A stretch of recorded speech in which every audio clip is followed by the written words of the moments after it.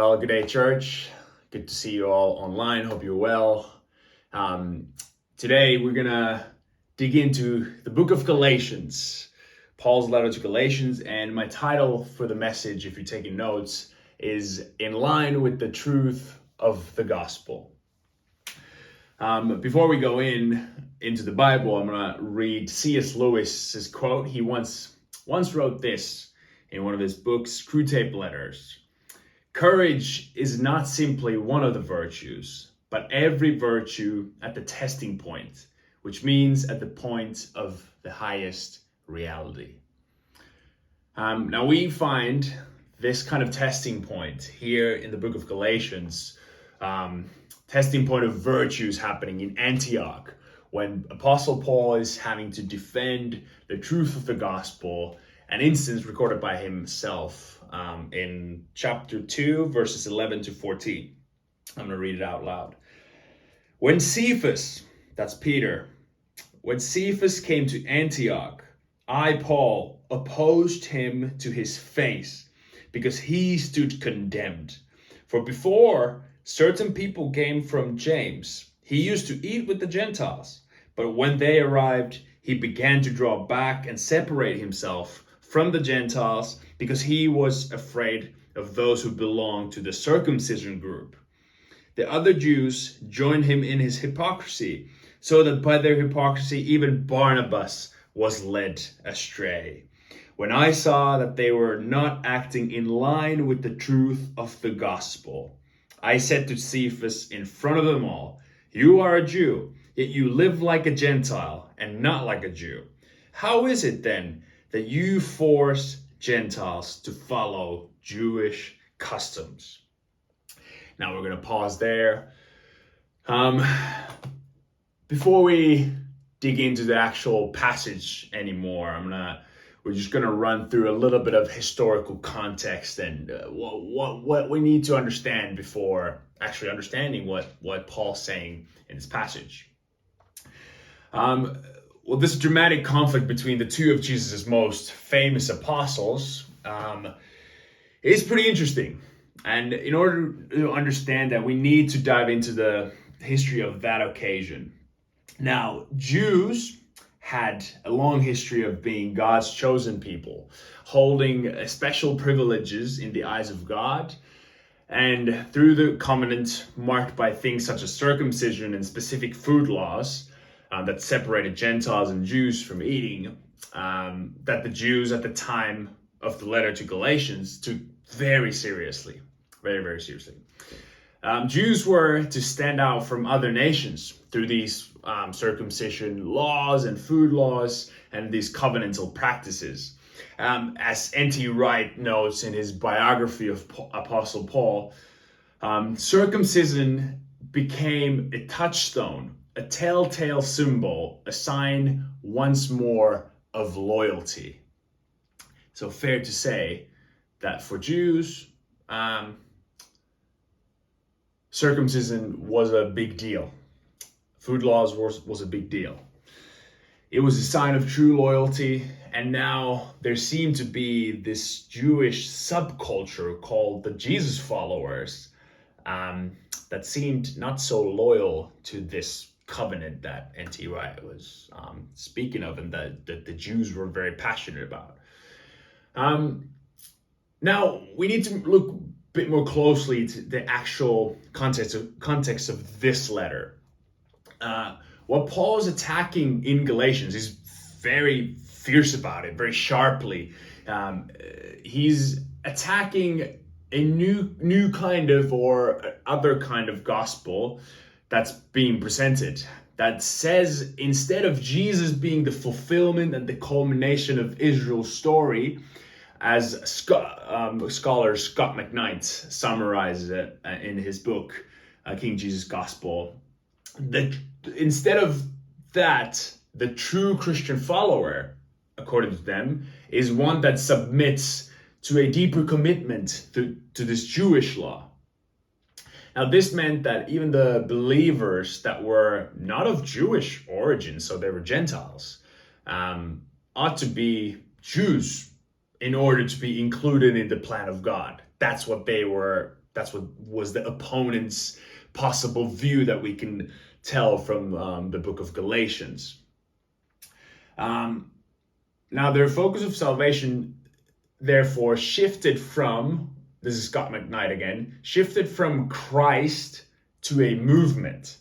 So their focus of salvation shifted from Christ to a movement.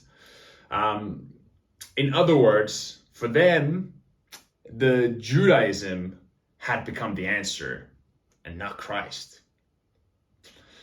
Well, with this in mind, it can be argued that when Paul spoke of justification, he was speaking more about the inclusion of every man and woman into the story of God of Israel, rather than about just the individual forgiveness of one's sins, although that's arguably part of the story as well. This Swedish scholar called Christer Stendahl, shout out to Scandinavia, argued for this view and concludes with many modern scholars that Paul's the introspective guilt issues that we often read into the text actually might reflect more of the Martin Luther's interpretations and his own introspective issues with the Roman Catholic Church than it actually does reflect Paul's issues with the Judaism. McKnight concludes that the issue addressed in Galatians was mostly about the relationship between Christianity and Judaism, which in Paul's mind could coexist. There could be Jews, it could be Gentile believers, as long as Judaism was an optional add-on, not an imposed requirement. So how are these two to coexist, or can they do so? This leads us to the actual moment of conflict in the text. Now, in the text, Paul recalls his confrontation with Peter in Antioch, which he uses as an argument against his opponent's message in Galatia. So he's writing to Galatia, telling them what happened in Antioch to really hammer down a point that he wants to bring home here. And he wants to bring clarity about the new world that had launched into the truthful gospel message, as N.T. Wright, again, in Paul's biography, notes. He used the word condemned. That's a pretty big word here, and it's a big word for us, but the scholars have argued that it's actually a very heavy word. It's a very heavy word used by Paul about Peter. He says that Peter stood condemned. And he doesn't say that lightly about Peter. Now, I'm paraphrasing a scholar called Debbie Hunn. She notes that Peter was rebuilding the law and its role in his life, even though he believed in Christ. With this in mind, Scott McKnight, together with John Stott, adds to this argument that Peter was actually blaspheming God with his actions, since his errancy was first theological, practical, and socially cowardly. We find Peter pretty much at his lowest point here in this passage. Stott goes on and concludes that Peter did not necessarily forget his earlier revelations in Acts 10, where God showed him that the Gentiles actually were included in the covenant family as well. And Peter's had that revelational moment with God. But even though he doesn't forget it necessarily, it's not implying that would be a bit odd. Rather, he acted by his default, Peter's default, as he had done when he denounced Jesus in that courtyard a few years before to that maid servant. So now he denied Jesus due to his fear of the circumcision group. So again, it's not Peter's most glorious moment here. So the situation was severe, since according to Paul, everyone else turned their backs on the gospel truth here. Even Barnabas, who was Paul's very close friend. And N.T. Wright points out the severity by stating how this kind of move towards a church that requires the observation of the Jewish law is fundamentally stating that there's no need for the crucified Messiah. Since Torah now brings the salvation, that's how big of a deal we're talking about here. Now, whether or not Peter was aware of the implications of his actions being as severe as this, we must be forever grateful that there was someone like Paul to stand up bravely, courageously against all of them as he did. Now, this courage led, in Stott's word, to the preservation of the truth of the gospel. Now, how does all this, what can we learn from all this? I know there's a bit of a history channel right there. Now we're turning our heads and eyes towards our context. What can we learn from this? I would argue that Paul's challenge to Peter remains a challenge for us as well.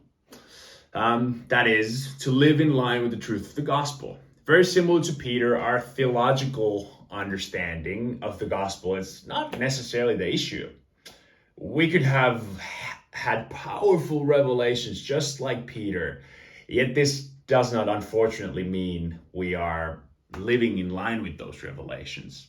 We face, just as Peter did, at least 3 similar challenges he faced that can very subtly distort the message of Jesus. And those 3 I've listed down are peer pressure, counter narratives, and personal weaknesses. I'm going to run them real quick. Now, just as Peter, first of all, peer pressure. Just as Peter faced peer pressure, so do we. McKnight describes Peter's fall as understandable, actually, for Peter wanted to protect perhaps his reputation among the Jews. For those were the people group he was mainly meant to reach. He was the apostle for the Jews, and Paul was the apostle for the Gentiles. The Jews were Peter's calling. So, I don't know, have I ever justified exclusivism just because you see yourself called to certain people group, even certain types of people inside of a people group? It is acceptable to recognize such a calling, obviously, to be called to certain people, that you relate with certain people more. But when our actions reflect some form of nationalism, tribalism, elitism, or hierarchical worldview, especially inside of church buildings and relations with other Christians, it's time to confront ourselves for falling short of the truth of the gospel, I would say. For as Paul describes later in Galatians 3:28, there's neither Jew nor Gentile, neither slave nor free, nor is there male or female, for you are all one in Christ Jesus. Number 2, counter gospels, counter narratives.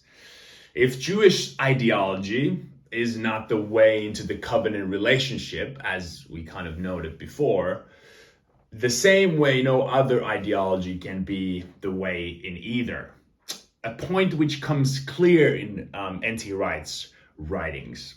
Scott McKnight also lists at the end of his book, King Jesus Gospel, the counter stories in the world that can distort the story of the gospel. Here are a few of them, and I'm completely taking them from him and paraphrasing here and taking a few of them.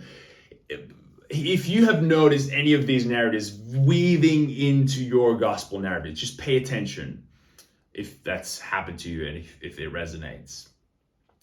The narrative, there's a few narratives here. The narrative that you are the center of the universe, the narrative that you are what you own, the narrative that says that your nation is God's nation, maybe the narrative that none can know what is good universally, or the narrative that only your small group's opinion matters, or that you can find your true fulfillment by inner exploration.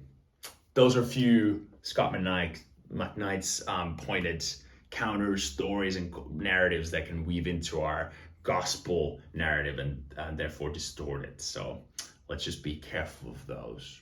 Now, thirdly, personal weakness. As Stott noted earlier, for Peter, this was an old habit, unfortunately.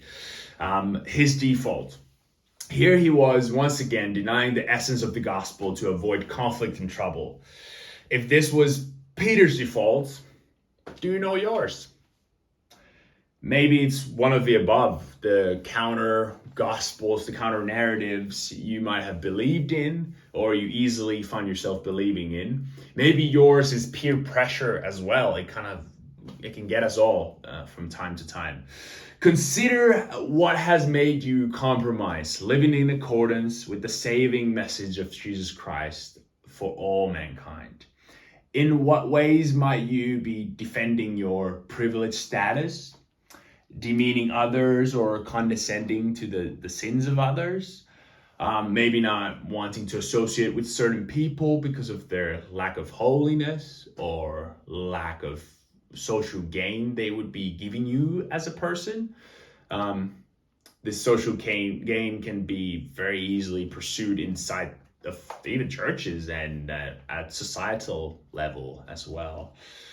It seems plausible to challenge that none of them would be the way of the gospel. So, do you know your default? Is my third kind of challenge for us. Now, moving to our conclusion, I acknowledge the challenging tone of this sermon today, and I'm the first one to admit that more often than not, my actions compromise the gospel rather than stand in the truth of the gospel.